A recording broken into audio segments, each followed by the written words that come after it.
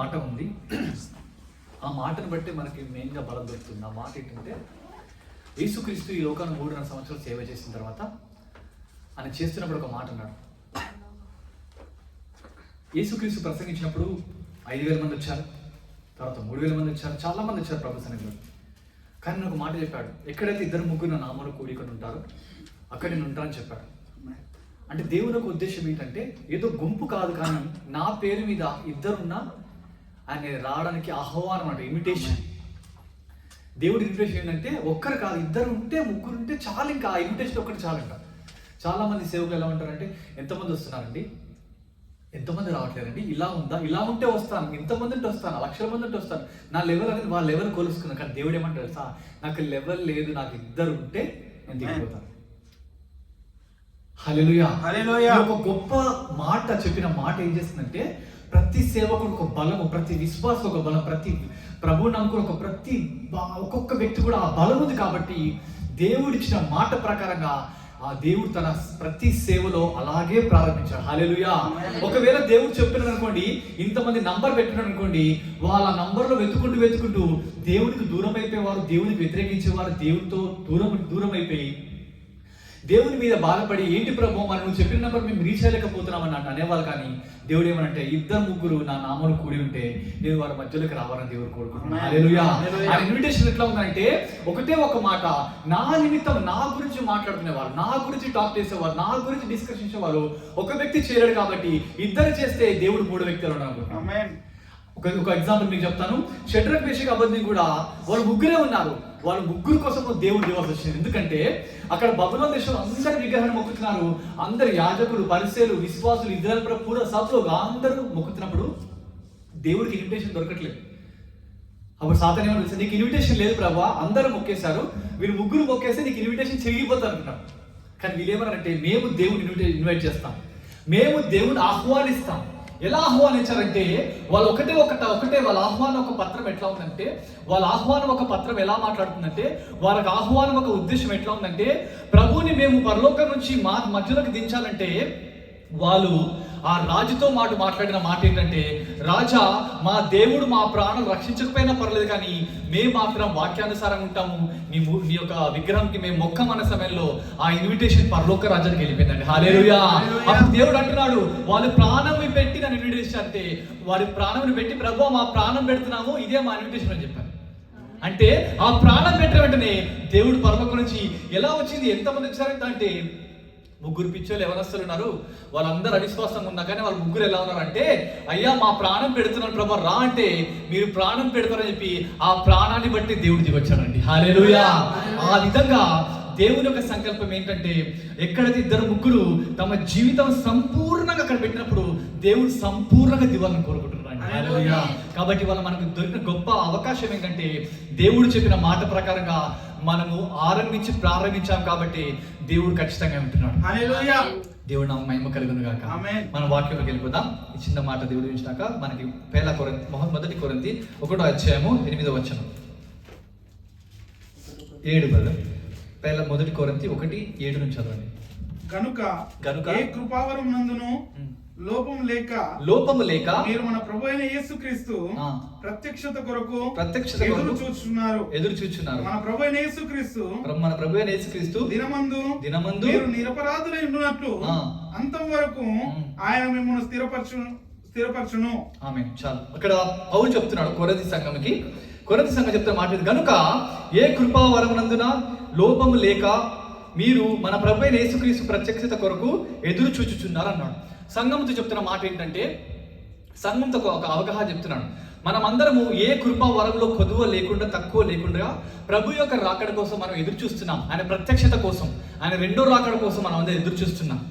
ఎలా ఎదురు చూస్తున్నామంటే, ప్రభు యొక్క కృపావరాలు పొందుకొని ఆయన రాకడ ఏ విధంగా ఉంటుందో, ఆయన ఎదుర్కోవడానికి మనం ఎలా సిద్ధపడుతున్నామో అని సంఘం అంతా కూడా ఎదురు చూస్తుందంట. కింద ఒక మాట చెప్పాడు, ఇంకా మన ప్రభు అయిన తన కుమారుని 8 సహవాసం పిలిచిన దేవుడు 8 మన ప్రభు అయిన యేసుక్రీస్తు దినమందు మీరు నిరపరాధులై ఉండునట్లు అంతం వరకు ఆయన మిమ్మల్ని స్థిరపరచును. ఇక్కడ 2 విషయాలు మనం ధ్యానించుకుందాం, టైం ఉంది కాబట్టి. అయితే ఇక్కడ పౌలు చెప్తున్న మాట ఏంటంటే, మీరు ఏ కృపావరంలో ఎందులో తక్కువ కాకుండాట్లు ప్రభు యొక్క రాకడ కోసం మీరు సిద్ధపడుతున్నారు, ఆ ప్రత్యక్షత కోసం మీరు ఎదురు చూస్తున్నారు.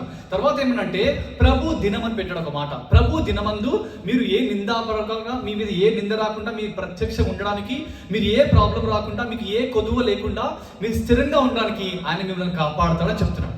2 విషయాలు చెప్పాడు అక్కడ. ఒకటి ఏంటంటే మనం ఎదురు చూస్తున్నాము, తర్వాత మన కోసం ఎదురు చూసే యేసు మనని కాపాడుతాడు కూడా అని చెప్తున్నాడండి. దేవుడు నామకు మహిమ కలుగునాక. అక్కడ ఒక మాట నాకు చాలా రోజుల నుంచి కూర్చుంటుంది, ప్రతిసారి ఆ మాట నాకు తగ్గుతుంది. అది నేను రెడ్ లైన్ పెట్టుకున్నాను ఎప్పుడైనా సరే. 8:1 ఏమిందంటే మన ప్రభు అయిన యేసు క్రీస్తు దినమందు మీరు నిరాపరాధులై ఉన్నట్లు అంతం వరకు ఆయన మిమ్మల్ని స్థిరపరచు. అక్కడ ప్రభు అయిన యేసు క్రీస్తు దినం అన్నాడు.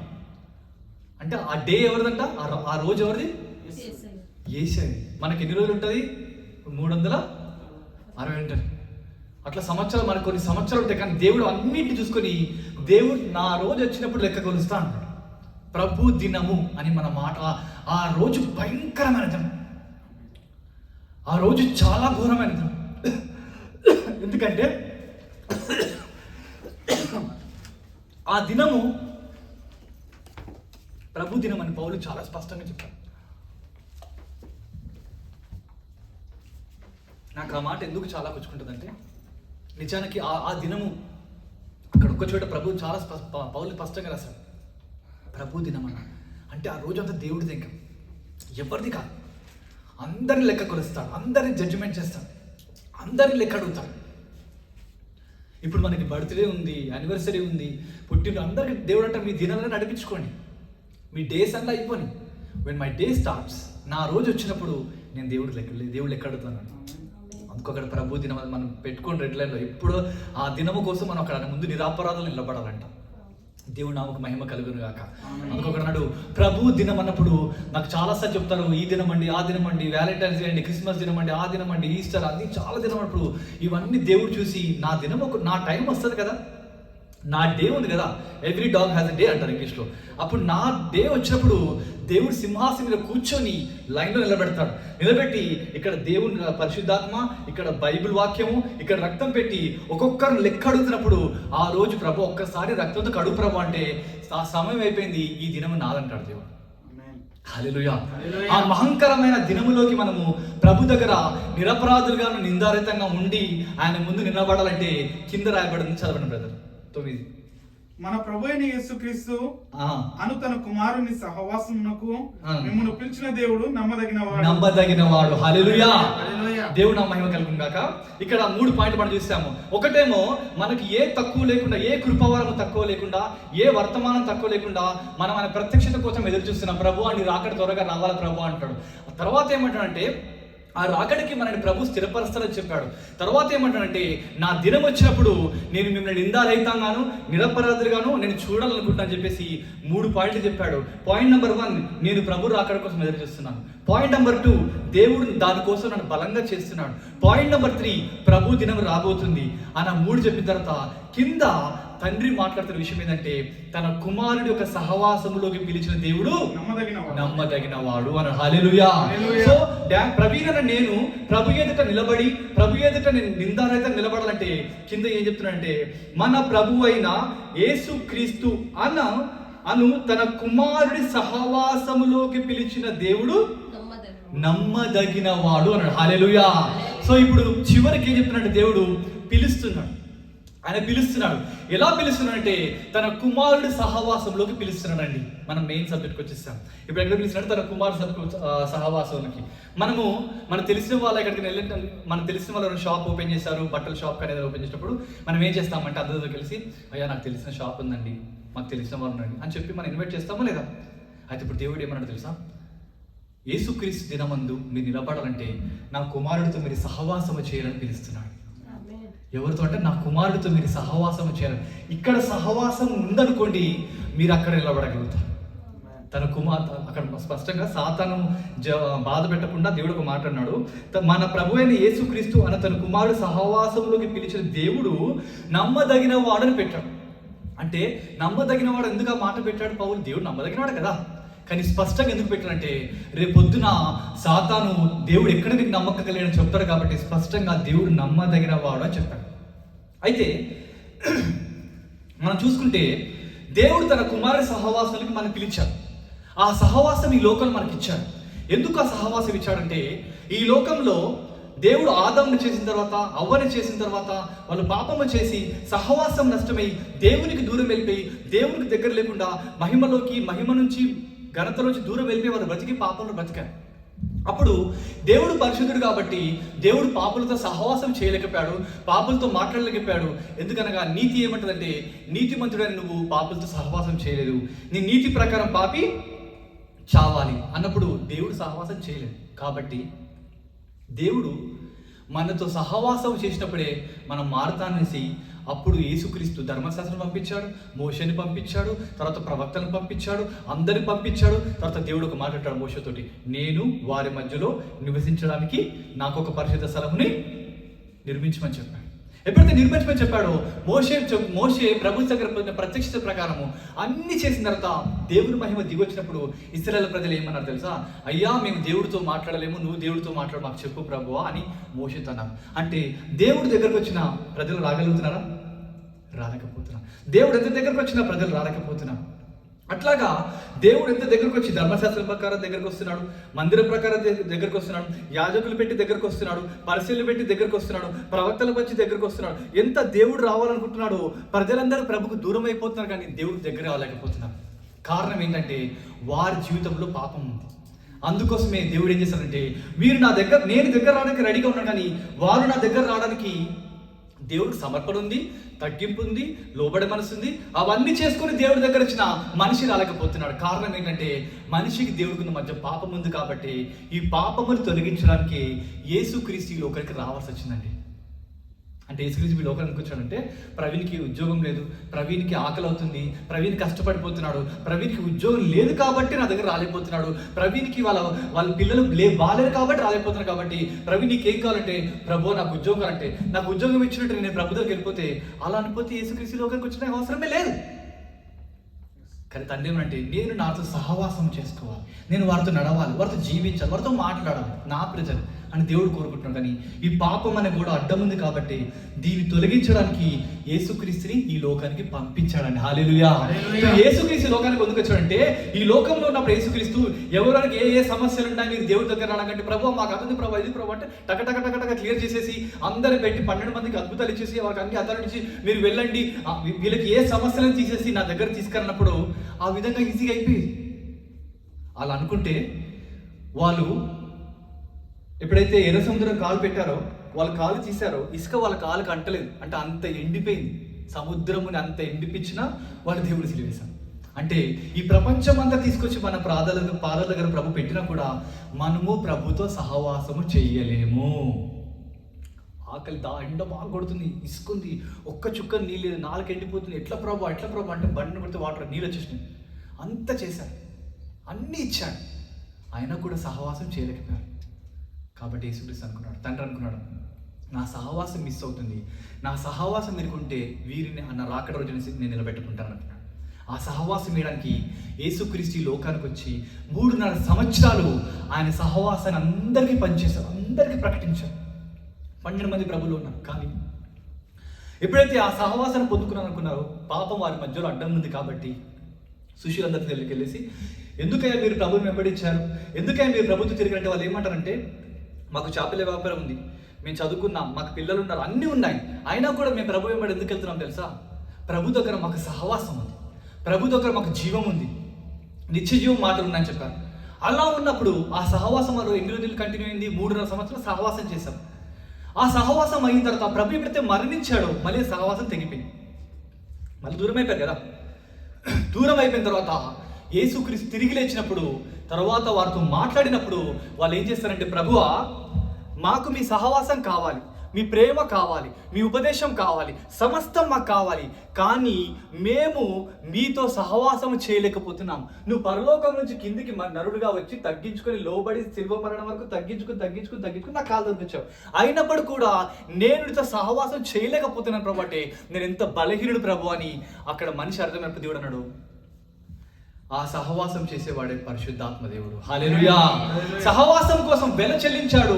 ఆ సహవాసం నడిపించడానికి పరిశుద్ధాత్మను పంపించాడు. అప్పుడు వాళ్ళు ఏం చేస్తే ప్రభు అన్నాడు, మీరందరూ సహవాసం ఉండాలని నాతో ఉండాలనుకుంటున్నారు కదా, నాతో నడవాలనుకుంటున్నారు కదా, సహవాసం మన ఫెలోషిప్ కోసం నేను డబ్బులు చెల్లించాను, అయినా కూడా మీరు నా సహవాసం చేయలేకపోతారు. కాబట్టి మీరందరూ అన్ని బంద్ చేసి యెరూషలేముకి వెళ్ళి కనిపెట్టి శక్తి పొందిన తర్వాత అప్పుడు నా సహవాసం పరలోకం నుంచి దొరికినప్పుడు వారి జీవితం సమర్పించుకొని ఎప్పుడైతే వారు పరిశుద్ధాత్మ కోసం కనిపెట్టారో, వారి జీవితంలో పశ్చాత్తాపడ్డారంటే అప్పుడు ఆ 120 మంది కనిపెట్టారు కదా, ఆ 120 మంది దగ్గరికి మనం అందరం వెళ్ళి అడుగుదాం, ఎందుకు మీరు కూర్చున్నారు ఇక్కడ అంటే, డబ్బు లేదా, ఇల్లు లేదా, ప్రార్థన లేదా అని మీకు ఏం తక్కువైందంటే, మాకు అన్నీ ఉన్నాయి, ప్రపంచంలో సమస్తం మాకున్నాయి, కానీ ఒకటి లేదు, ప్రభుత్వ సహవాసం. మీకు ఏమేం కావాలంటే మాకు ఇల్లు ఉన్నాయి, డబ్బు ఉంది, మా దునియా, మా పూరా అన్ని తీసేసుకోండి మీరు, కానీ మాకు కావాల్సిన సహవాసం. ఈ సహవాసం డబ్బులు పెడితే రావట్లేదు, ఈ సహవాసం ప్రార్థన చేస్తే రావట్లేదు, ఈ సహవాసం ఏమీ చేస్తే రావట్లేదు, ఈ సహవాసం మాకు కావాలి. ఎందుకనగానే ప్రాణం పెట్టినప్పుడు వారు 120 మంది ఎందుకు కనిపెట్టారంటే, వారు తమ జీవితము ప్రభుతో అంటుకట్టబట్టడానికి సమర్పించుకున్నారు. కాబట్టి ఆ దుఃఖము, ఆ వేదన, ఆ ఆశ, ఆ ఏడుపు, ఆ దుఃఖం అంతా విడిచినప్పుడు దేవుడు అప్పుడు పరిశుద్ధాత్మను పంపించినప్పుడు వాళ్ళు శక్తి పొందుకున్నారు. ఇందాక ఒక మాట చదివాము, ఆ సహవాసానికి పిలిచిన దేవుడు నమ్మదగిన మాటలు మీకు ఎక్స్ప్లెయిన్ చేస్తాను. నమ్మదగిన అంటే ఏంటంటే, ఇప్పుడు మా అబ్బాయి ఉన్నాడు అనుకోండి, ఇక్కడ నుంచి దూకురా అన్నాడు అనుకోండి, డాడీ నువ్వు ఉంటే దూకుతా అంటాడు కదా, లేకపోతే దూకని అంటాడు. ది సేమ్ వే వాడికి నమ్మకం ఉంటే దూకేస్తాడు. అంటే వాడి టెస్ట్ ఎట్లా ఉందంటే, ఈజీ ఉందా, హార్డ్ ఉందా? హార్డ్ ఉంది కాబట్టే కదా. అంటే దేవుడు ఏం చేస్తాడంటే, ఇక్కడ చూడండి ముఖ్యమైన విషయం, దేవుడు యేసుక్రీస్తు, ఇది యేసుక్రీస్తు అనుకోండి, ఇది మనం. సో ఇప్పుడు మనకి ప్రభు సహవాసం ఇస్తున్నప్పుడు, పరిశుద్ధాత్మ ద్వారా సహవాసం దొరికినప్పుడు దేవుడు ఒక మాట అన్నాడు, నా కుమారుడి సహవాసం నమ్మదగినని చెప్పాడు. నమ్మదగిన అంటే అది నిన్ను మోసము చేయదు, నిన్ను బలపరుస్తుంది, నీకు అన్యాయం చేయదు, నిన్ను రోడ్డు మీద విడిచిపెట్టదు, నిన్ను అనాథగా చేయదని నమ్మదగిన వాడు అని ఒక బోర్డు పెట్టాడు. లాస్ట్లో కింద పెడతారు కదా, నమ్మదగిన వాడు. ఎందుకు పెట్టాడంటే, ప్రభు సహవాసం మీదకి వచ్చినప్పుడు సాతాను రెచ్చిపోతుంది. దీని పని ఏంటి? ఈ సహవాసాన్ని బ్రేక్ చేయాలి. ఎప్పుడైతే సహవాసం బ్రేక్ చేశానో కానీ ఒంటరిగా అయిపోతాం. కాబట్టి ఈ సహవాసం చేయడానికి ఏం పెట్టాడంటే, పరిశుద్ధాత్మని మధ్యలో పెట్టాడు. కాబట్టి పరిశుద్ధాత్మ ద్వారా ఈ సహవాసం మన ప్రభుతో కలిసినప్పుడు సాతాను పని ఏంటంటే, వీడికి ఇప్పుడు కష్టాలు పెట్టినా, బాధ పెట్టినా, ఉపవాసం పెట్టినా, చెయ్యిరగొట్టినా, కన్నువిరగొట్టినా, తల వేసి ఏమి చేసినా ఈ వ్యక్తి ఆ రాకడు నిలబెడతాడు కదా. ఇప్పుడు ఈ వ్యక్తిని పలగొట్టాల్సిన సహవాసం. ఈ సహవాసం నుంచి వేరు చేసామనుకోండి, ఆటోమేటిక్ సింగిల్ అయిపోతాడు, షూట్అవుట్ చేయొచ్చు. అందుకు సింహం ఏం చేస్తుందంటే, జింకలు పరిగెత్తి చూస్తూనే ఉంటారు, ఏది బలహీనలు, ఏది చూసి ఒక్కదాన్ని సెలెక్ట్ చేస్తారు. యూదాన్ని సెలెక్ట్ చేసింది ఫస్ట్ మళ్ళీ లేపిస్తుంది. అట్లాగా ఈ సహవాసం అనేది ముఖ్యం. ఇప్పుడున్న సమస్య ఏంటంటే, ఇప్పుడున్న పరిస్థితిలో ఈ సహవాసం లేదు. ఈ సహవాసం వచ్చినప్పుడు సాతాను రెచ్చిపోతుంది. సాతాను ఎప్పుడైతే రెచ్చిపోయిందో అప్పుడు దేవుడు అక్కడ ఏమనంటే, దేవునికి లోబడి ఉండి అపవాదిని ఎదిరించుడు అని వాక్యం ఉంది. అట్లాగా నేను ఈ సహవాసానికి వచ్చిన తర్వాత దేవుడు ఏం చేసినట్టే, ప్రవీణ్ నా సహవాసం నీకు దొరికింది కాబట్టి నా ఆత్మ ద్వారా, నా వాక్యం ద్వారా నువ్వు వెళ్ళి ఈ సాతానుతో నువ్వు కొట్లాడి జయించమని చెప్పాడు. కాబట్టి ఇప్పుడు నేను ఆయన రాకూడదు నిలబడితే ఈ అపవాదిని జయించాలి. కాబట్టి ఈ సహవాసంతో కలిగి నన్ను తీసుకెళ్లి దేవుడు ఎవరి ముందు నిలబెడతాడు తెలుసా? డైరెక్ట్గా సాతాను ముందు నిలబెడతాడు. పెట్టి సాతాను ముందు నువ్వు యుద్ధం చేయమంటాడు. ఏంటి ప్రభు అంటే, సాతాను వాళ్ళందరినీ బంధించింది కాబట్టి వాళ్ళందరినీ ముట్టుకోకు, దాన్ని సరి చేసే ఆ వ్యక్తి నా దగ్గరకు వచ్చేస్తాడు. యేసుక్రీస్తు వెళ్ళి నన్ను నమ్మండి మారని చెప్పాలి. డైరెక్ట్ ఎక్కడ టార్గెట్ పెట్టాడు? సిలువకి టార్గెట్ పెట్టాడు. అప్పుడు సహవాసం ఎట్లిచ్చావు ప్రభువా? లేకపోతే చర్చ్ కట్టావా, లేకపోతే నువ్వు ప్రార్థన చేసావా, లేకపోతే అన్నం పెట్టావా, భోజనం పెట్టి ఏం చేయలేదు. మెయిన్ సిలువలో సాతాను పవర్ లేపేస్తాం, దాన్ని చంపేస్తాం. సహవాసం దొరికి ఇవాళ ఒక్కొక్క వ్యక్తిని విడిపించాలంటే, ఆ వ్యక్తి ఉన్న బ్యాక్గ్రౌండ్లో ఉన్న అపవాది ఎక్కడ పనిచేస్తుందో ఆ కరెక్షన్స్ మనం తెంపినప్పుడే దేవుడు పరిశుద్ధాత్మ కార్యం అతను దొరికినప్పుడు మన ద్వారా దేవుని సహవాసం దొరుకుతుంది. ఇది ఆత్మీయ పోరాటం. కాబట్టి ప్రియమైన దేవుని బిడ్డలారా, దేవుడితో సహవాసం ఇప్పుడు ఏమైపోయిందంటే, ఇలా ప్రభుత్వ సహవాసం ఉండే కదా, ఇలా ఉన్నప్పుడు ఏం చేస్తుంటే పేతురు, యోహాను అందరూ ప్రభుత్వప్పుడు పేతురుకి యోహాను గొడవ అయింది. ప్రభుత్వ సహవాసం ఇద్దరికి ఉంది, కానీ గొడవ ఎవరికైంది? పేతురుకి, యోహాన్కి. అప్పుడు పేతురు చేసినట్టే, ప్రభువా నేను నీతో సహవాసం ఉంటా, కానీ యోహాన్తో సహవాసం ఉండని. పేతురు సపరేట్ అయిపోయారు, యోహాన్ సపరేట్ అయిపోయారు, వీళ్ళందరూ సపరేట్ అయిపోయారు. కానీ వీళ్ళందరూ ప్రభుతో ఉన్నారు అనుకున్నా, కానీ ప్రభు అన్నాడు, నీ సహోదరుని ప్రేమించేవాడు నన్ను ప్రేమించడని చెప్పాడు. ఆ విధంగా సాధన చేసిందంటే, దేవుడితో వేడి చేస్తే కష్టం కాబట్టి వీళ్ళని వేరు చేద్దాం. అవునా కదా? కాబట్టి ఇవాళ మనం తెలుసుకోవాల్సిన గొప్ప విషయం ఏంటంటే మన సహవాసం ప్రభుతో అడ్డుకట్టబడిందా? దునియా చూడనేతో లోకం విడిచిపెట్టాను, అంతా విడిచిపెట్టాను. ప్రవీణనే నేను ప్రభుతో గట్టి ఉంటే లోకమంతా ఒకటైపోయి దేవుడు తన కృపతో దిగొస్తాడు. నేను ఈ పేతురు లేసి మళ్ళీ యోహాన్ దగ్గరికి ఈ పేతురు వాంతో కూర్చుని అనుకోండి, ఈ కీలను కట్ అయిపోయినప్పుడు సాధారణ ఏంటంటే మీరు కొట్టుకొని తనుకొని దునియా మారులో ముझे ముష్కిల్ नहीं बस सब लोग मेरा अंडर है. కానీ ప్రభు ఏంటంటే నాతో సహవాసం ఉన్నప్పుడు సింపుల్ లాజిక్, ఒక వ్యక్తి నన్ను కొడుతున్నప్పుడు నేను ఏం చేస్తానంటే వాళ్ళిద్దరు గొడవ పెడితే నా దగ్గర రారు కదా కదా.